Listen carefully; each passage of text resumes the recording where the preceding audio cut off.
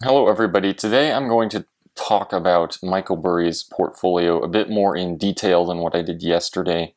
And I'm specifically going to talk about what it probably means with Burry having so many call options in his portfolio. And on the surface, this could be taken as just an indication that, oh, he's just so optimistic about Google and Facebook that he sees the stock prices appreciating so much from here that he decided to buy call options on them. And I really don't think that is the case, especially regarding the fact that his largest position is a short position on Tesla. And also in the last quarter, which was second quarter of 2021, he also added a short position on ARK Invest. And also considering just some of the tweets that Burry has put out before he deleted his Twitter account, I would not expect him to be extremely optimistic on the stock market in the long term. And I do think that his purchase of call options does show that as well. So essentially what call options are a bet that the stock will appreciate by a certain amount within a certain time frame in the future. So in purchasing call options, you are betting that the underlying stock price will increase before a given expiration date, whenever that is, which stock options can expire within a week or within a couple of years. Usually that's roughly the time frame they go to. But anyway, Michael Burry bought a lot of call options on Facebook and Google, as well as on Walmart and CVS in the second quarter of 2021.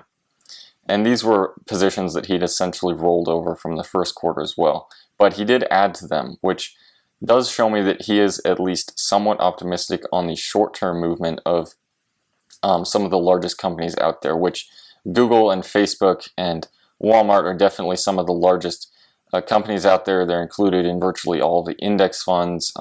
They're very well known. So if the stock market as a whole continues to do well, these large companies will definitely continue to do well as well.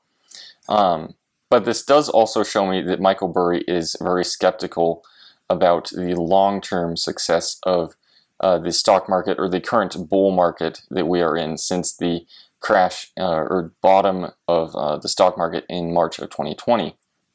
And this especially is in line with what he has said in the past, specifically regarding us being in the most speculative bubble of all time, and how it's 2 orders of magnitude worse than any other previous bubble that we've been in.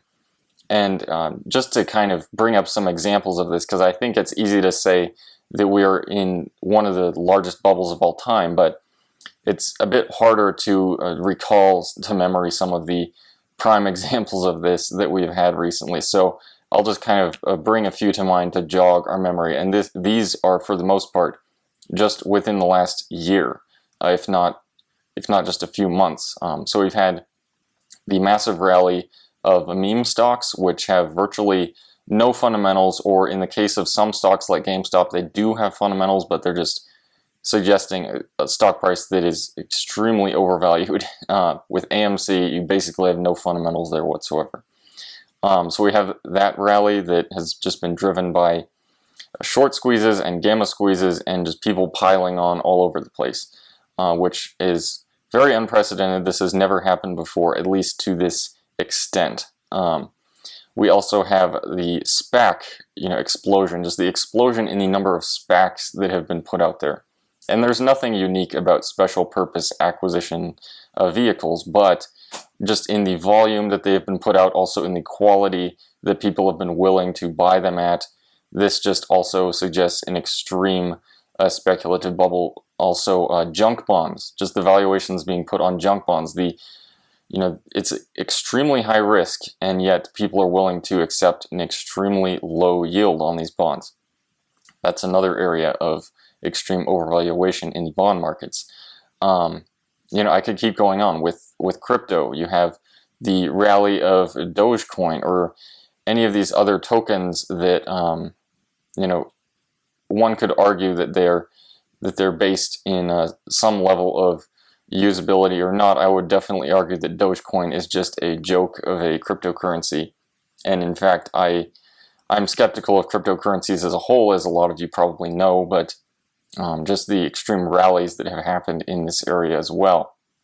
And looking on the larger side, you have a company like Tesla, which, at one point had no earnings whatsoever up until roughly a year and a half ago, and right now has a PE of roughly 370, which compared to other automakers is a good, at least an order of magnitude higher than where they are valued at. So, I mean, I could just keep going on and on, but this hopefully goes to show just how extreme of a speculative bubble we are currently in. So I do think that Michael Burry's portfolio, even though he's still, the majority of his positions are long positions, I do think that he is very skeptical of how long this can continue. And he's also positioned himself well for the downside. He's hedged his portfolio with his short positions. I would definitely argue that when the market does enter a bear market, Tesla and all of these stocks included in ARK Invest will probably be some of the hardest hit. We saw that back in the whole COVID crash. It was very brief, but basically all of these stocks that are included in ARK Invest, so Roku and Coinbase, which wasn't a public company at that point, by the way, but also very overvalued right now.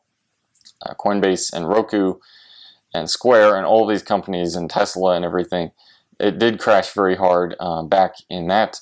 Even though that was very brief, I do expect them to crash even harder when an actual bear market does begin, which, who knows when that is. I don't think Michael Burry is claiming to know when that starts either, but he's also positioned himself very well for the downside when that does in fact happen. And he's also limited his exposure to the upside.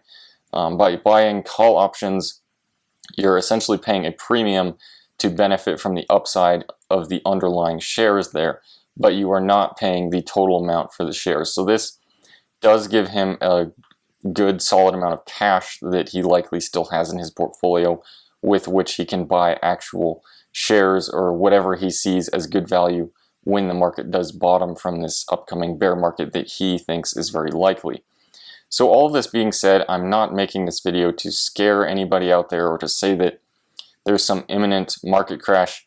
I am just pointing out the facts of Michael Burry's portfolio, as well as what he has said on Twitter about just how this likely shows that he is beginning to prepare for what he sees as an extreme speculative bubble and likely the popping of that bubble.